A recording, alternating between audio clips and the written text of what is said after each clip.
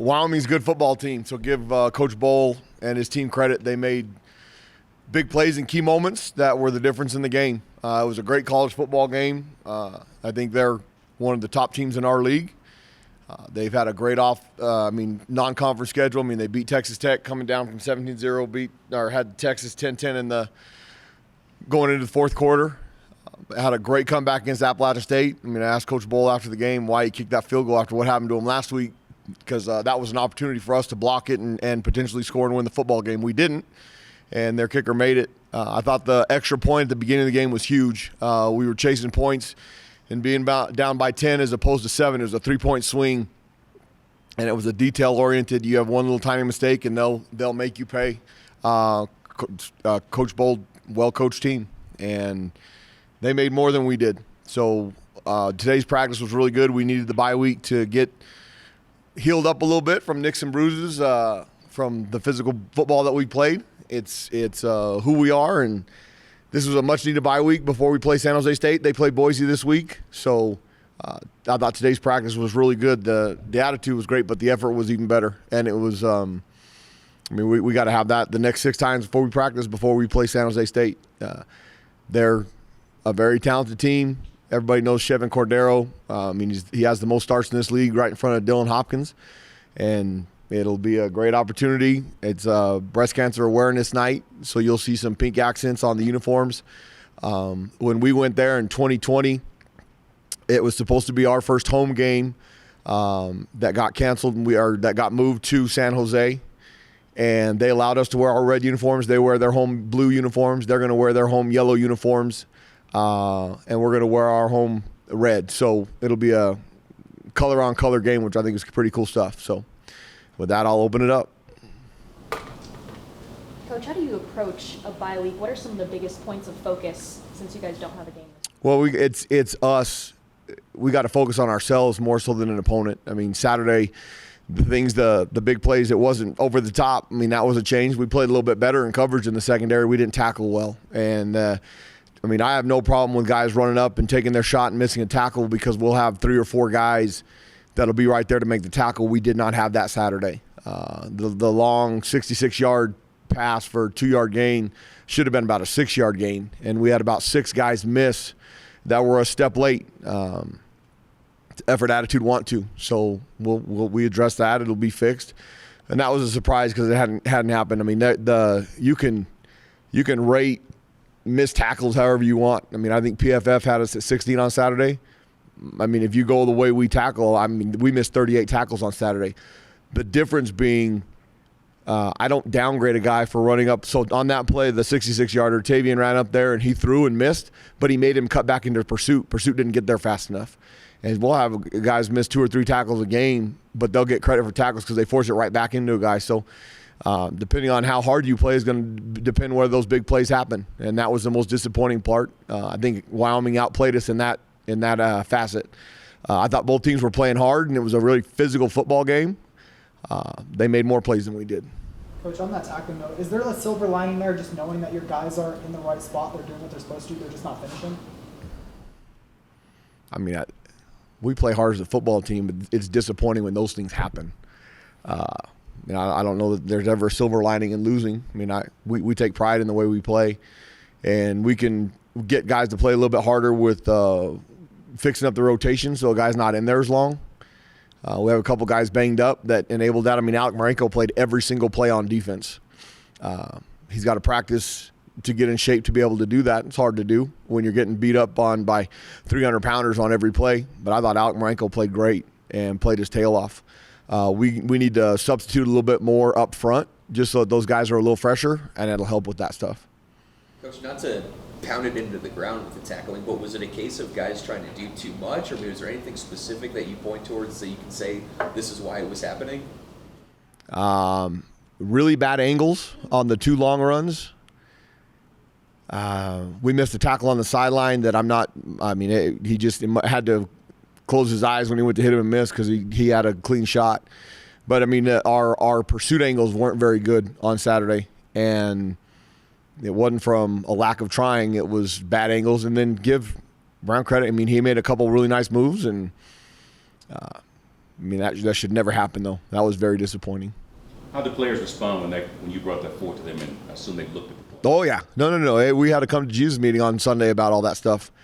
And the great thing that our kids know, and I am who I am, I don't pull punches. I mean, go back to 2020 after we played Utah State, we were a terrible football team. And they showed up with the right attitude to continue to get better. They showed up today to get better. They saw where our faults are and what is causing us, what cost us that game on Saturday. We had opportunities to win a game against one of the best teams in our league. We'll find out on Saturday when they play Fresno. I mean, this is the worst part. I hate being close. Close stinks. You gotta make more plays so you're not close and you get over the hump. And Coach, you can only say so much, but what are some of your players saying after you brought things up like this? So how are they getting to beat the rest of the team? I think our senior leadership, I mean, Dylan, Tito on offense, those guys, CJ, DJ, Wingfield, and then Alec, Tavian, Dante on defense, they share the same message. I mean, they saw that if you could have been out there at practice today, I thought the energy was unbelievable. And the effort to fix some of those things was really good. Now, we did some physical stuff against each other because you have to, like I said when I started, it's more about us than the others. And we can fix some things that we're screwing up on game day. But you have to be able to go full speed against each other without getting guys hurt. We got a couple guys nicked up today. We got to do it again tomorrow because that's the only way, my opinion is the only way you get good at something is actually doing it. So now we didn't tackle live today. There was a couple guys that got tackled, but we did some pretty physical stuff against each other for the guys that aren't beat up, and we got to continue to develop that. If you take out the Tennessee Tech game, through 4 games, you guys are getting a punt, a turnover on downs 33.3% of the time, which is the lowest mark in the country. Is that something you guys are cognizant of and kind of looking at in some ways? I don't know that they look at it. I look at it. You were a little wrong on Saturday. Our stop rate on Saturday was 41%, which was better than what we'd been earlier in the season. They had 12 drives. They ended up with – now, we played good red zone defense on Saturday, which kept us in the game. We've got to do a better job of complementary football all the way around. When we turn the ball over on offense, we got to go out there and get a stop. We haven't done that. We've allowed them to score. When we get a 3-and-out on defense or stop and give the offense a good field position, the offense has to go score. We haven't done that. We've given the ball back to them. So we're not complimenting each other. It's when they score, we get a stop. And then when we go back out there, score to take control of the game, we give the ball right back. And then on defense, we do the same thing. So we need to continue to, and that's a mature and make play things, continue to build on that so that, because we're getting opportunities early on in games. And then when we have those same opportunities in the end of the second quarter, when we had that opportunity to kick a field goal and we get a sack and fumble the ball. We get a stop we hold them to a field goal. We had a 3rd and 8 on the first drive of the second half where they convert and then they kick a field goal as opposed to getting the ball 12-9, it's 15-9. Those are the little things that we have to overcome to be able to give us a chance to win. Coach, what kind of spark did Devin comes in, throws a couple of touchdowns? What kind of spark did that give really the entire team as you guys were trying to make that comeback there late? I don't know. I don't necessarily think it brought a spark, only because our kids were playing their tails off the entire time. The great thing about our football team, the score was 29-12 going in the fourth quarter. There was no quit. There was nobody on the sideline moping saying this game's over. It was keep plugging away, make a play here, make a play there, and all of a sudden it's 32-26. They were playing just as hard for Devin as they were for Dylan. When Dylan got knocked the second time, after we went back in the next series, he was a little banged up. We were going to go with DC and Devin on the next series so we could do. Devin had a hot hand, and some of the zone read stuff we were doing, they were having a hard time adjusting to. So we went with it. Dylan was more than capable of coming back, but Devin was playing good, and it was giving us a chance. Those 2 throws that Devin made, the 2 touchdown throws, was more of they were great throws, but it was more of, all right, we're going to play man coverage because this dude's going to just run the ball. We need numbers. Well, we got guys that are so dang good at the wide receiver position. If you're going to play man coverage all day, then those 2 are good enough to pick you apart. Dylan will be fine for next Saturday, but I think Devin showed that he's got some special tangibles coming in the future. Yeah, did he earn the confidence to maybe get some more packages? We've had packages for him going into every game. We haven't had an opportunity to use them because of the situation. We used it on Saturday, and I mean, there's probably opportunity for more of that now because you don't want to put true freshmen in situations where they're not going to be successful.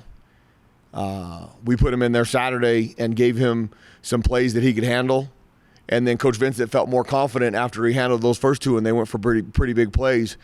But there was a couple which surprised me, and adrenaline and emotion is an amazing thing.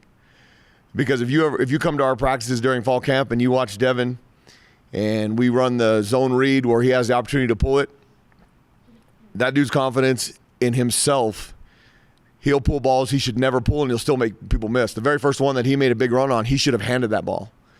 I think he got a little bit tired because the second one that he had an opportunity to pull, he might still be running. He might have ran all the way to Albuquerque, and he handed it off. Which when he came to the sideline, I said, well, he just had this smile on his face. He's got a cut across the bridge of his nose. He's bleeding, but he was having fun. And Devin's only going to get better and better and better. So, Coach, you said your guys on the sideline, they weren't moping around. They had the right body language and the right intensity, even in the fourth quarter. So really, it's not about you have the right attitudes, but it's just coming down to these big plays. It's little thing. It's the two biggest ones obviously are the glaring ones. The 46-yard run where we have him wrapped up in the backfield, we lose the edge and miss him on the sideline twice. And then the 66-yard run where we miss 6 tackles on one play. I mean, that should have been a 2-yard gain at most. And not by Tavian. Tavian did a great job of getting to where he's supposed to be. The next guy coming in should have a chance to cause that to fumble from behind. And then the 46-yarder, that was the play immediately after the interception. We got him for a 2-yard loss, and somehow it ends up being a 46-yard touchdown. Those things are, you eliminate those with effort, and all of a sudden we come home and we're excited. We're close, but close teams have losing records. We don't want to be that way. On the note of the offense, I mean, 5 games in, where do you feel this offense is at as a whole, and what it needs to improve on going forward in this next 7 games? We got to take care of the football. We've turned it over a little too much, but at the same time, we haven't taken it away enough on defense.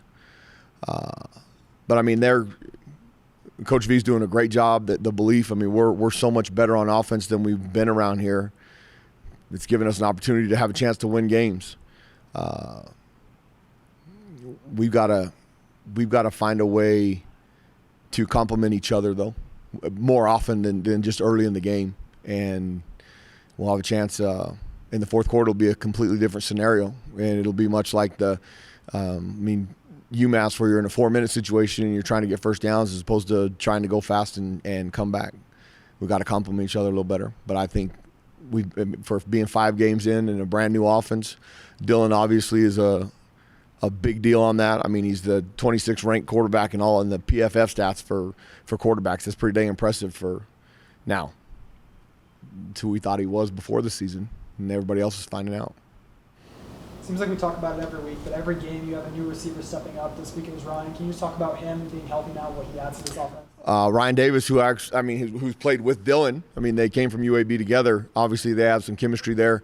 He'd been a little bit banged up through fall camp, and then was fairly healthy and got twerked funky in the Tennessee Tech game. But he just goes to show you. I mean, we've got 3 guys that play our slot position between Jeremiah, Luke, and RD, Ryan Davis, that are all very difficult to cover. They're twitchy, they're fast, they run great routes, they get open, and then Dylan knows for all 3 where to put the ball. RD did a really nice job, especially on the first drive Saturday with 2 big catches. We've got some really talented kids in the wide receiver room, which is a far cry from what we've had. So it's exciting they can't just focus on one guy, which makes it harder. I mean, Caleb Medford had a couple good catches. Where we've got to differentiate ourselves is in the second half. I think we dropped 4 balls in the second half. We have to eliminate those because they're killing drives. They're getting us in 3rd and long. And that was where Dylan got beat up. When it's 3rd and long and they can send more than you can protect. Those things happen if you don't get first downs and Saturday it was drop balls that killed us in that aspect. So in terms of the receivers, since every game it seems like it's a different guy, how much of that is game plan and how much of it is just going to who has the hot hand? I mean, some of it's game plan because there's certain guys that run routes against guys that we know are going to be in coverage, that we have an advantage. But Dylan going through his progression and the scheme of the offense is what's giving multiple guys opportunities. You can't just shut down one because Dylan, the offensive line, is giving him enough time, and then Dylan can go through his progression and find the guy that's open with whatever we're giving him. Injuries-wise, I mean, do you have any updates? Wysong should be back. Practice today. Look good. Hopefully we'll have Connor practice on Thursday. We'll see. Dorian Lewis broke his foot, so he's done for the year, which is disappointing for him. It's a great testament to our football team and a great thing. Y'all didn't even know Dorian Lewis was hurt. I mean, he broke his foot and he hopped off the field. Our guys take great pride in toughness and not showing anybody any kind of weakness. But Dorian Lewis is we'll miss him. He's a special football player, and he'll have surgery on his foot here in the coming week, and again he'll be back next year. But he was a big part of our offense. I mean, that room is deep, thank God. And then Diarco and like Sam Talesa. I mean, Sam has a scheduled procedure on October 10th, and we're just waiting for Diarco. Still not cleared. Is it he just hasn't been cleared yet? Correct. Still not available. I mean, he'll be hopefully available before San Jose State, but I have no idea. And still just the back? Uh-huh. Saw Andrew Henry limping around. Did he have a setback? Twisted it up a little bit today. I don't know how bad it is. I mean, when you have an ankle, you can get it dinged up here and there, but he should be okay. I don't know. We'll get they haven't come up and told me yet, so we'll see. It's probably a question to ask about a week ago too, but I mean, obviously that 4-game redshirt mark. Are there any guys who are planning on redshirting or doing anything like that nature, or you made decisions there? No, we have not made decisions on anybody that we've eliminated from playing that have played through the 4 games.